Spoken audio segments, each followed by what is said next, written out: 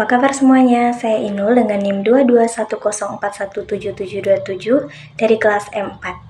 Video ini dibuat untuk memenuhi tugas mata kuliah Metode Penelitian Bisnis yang diampu oleh Bapak Adi Mursalin, SEMM. Kalian pasti ada yang bertanya-tanya nih, proposal itu apa sih?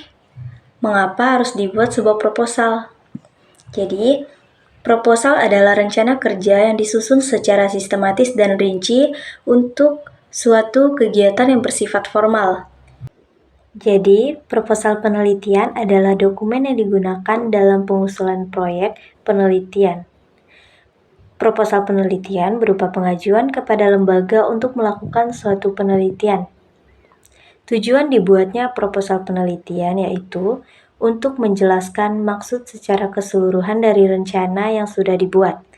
Dengan begitu, pihak yang akan memberikan persetujuan mampu mencerna dengan baik rencana tersebut. Selain digunakan untuk menyusun rancangan kegiatan, proposal juga lazim digunakan untuk mengajukan penelitian ilmiah. Di sini saya akan membahas bagian proposal skripsi, bab 1 dan bab 2. Hal utama yang harus diperhatikan dalam pembuatan sebuah proposal adalah judul proposal.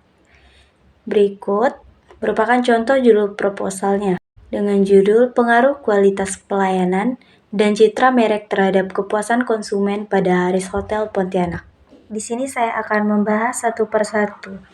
Kita masuk ke bab 1, pendahuluan. Di bagian pendahuluan ini, penulis memperkenalkan topik penelitian mereka kepada pembaca.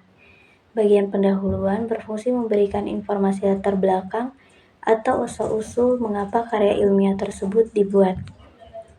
Selanjutnya, bagian 1.1 latar belakang. Latar belakang berisi tentang suatu kejadian, keadaan, atau hal lain yang melatar belakangi pelaksanaan sebuah kegiatan atau penelitian. Bagian ini bertujuan untuk memberikan gambaran yang jelas mengenai pemikiran ilmiah dan cara menyajikan masalah dengan merujuk pada sumber-sumber yang relevan. Selanjutnya bagian 1.2 rumusan masalah. Rumusan masalah adalah tulisan singkat yang berisi pernyataan tentang topik diangkat oleh penulis. Jadi, rumusan masalah memuat pernyataan yang hendak dijawab oleh penulis melalui karya tulis ilmiahnya. Kata tanya yang dipakai oleh penulis dalam membuat rumusan masalah biasanya adalah mengapa, bagaimana, dan apa. Selanjutnya, bagian 1.3 tujuan masalah. Jika ada rumusan masalah, maka ada pula tujuan masalah. Nah, tujuan masalah adalah jawaban singkat dari beberapa pernyataan yang muncul dalam rumusan masalah. Selanjutnya, bagian 1.4 manfaat penelitian. Manfaat penelitian adalah untuk menyelidiki keadaan dari, alasan untuk, dan konsekuensi terhadap suatu set keadaan khusus. Penelitian tersebut dilakukan untuk meningkatkan pemahaman kita. Sekarang kita lanjut ke bab 2, tinjauan teoritis. Tinjauan teoritis merupakan pendekatan teori yang digunakan peneliti untuk menjelaskan persoalan penelitian. Selanjutnya, bagian 2.1 ada landasan teori. Landasan teori adalah alur logika atau penalaran yang merupakan seperangkat konsep, definisi, dan proporsi yang disusun secara sistematis.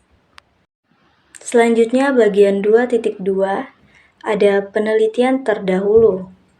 Penelitian terdahulu adalah upaya peneliti untuk mencari perbandingan dan selanjutnya untuk menemukan inspirasi baru untuk penelitian selanjutnya. Di samping itu, kajian terdahulu membantu penelitian dapat memposisikan penelitian. Selanjutnya bagian 2.3, kerangka pemikiran. Kerangka pemikiran adalah dasar pemikiran dari penelitian yang disusun dari dasar fakta-fakta, observasi, dan kajian kepustakaan. Itulah sebabnya saat menulis dan membuat penelitian, seseorang harus menyiapkan kerangka pemikiran. Selanjutnya, bagian 2.4 hipotesis. Hipotesis adalah jawaban sementara terhadap masalah penelitian yang kebenarannya harus diuji secara empiris. FF ditinjau dalam hubungannya dengan variabel penelitian. Hipotesis merupakan pernyataan tentang keterkaitan antara variabel-variabel, atau hubungan atau perbedaan antara dua variabel atau lebih.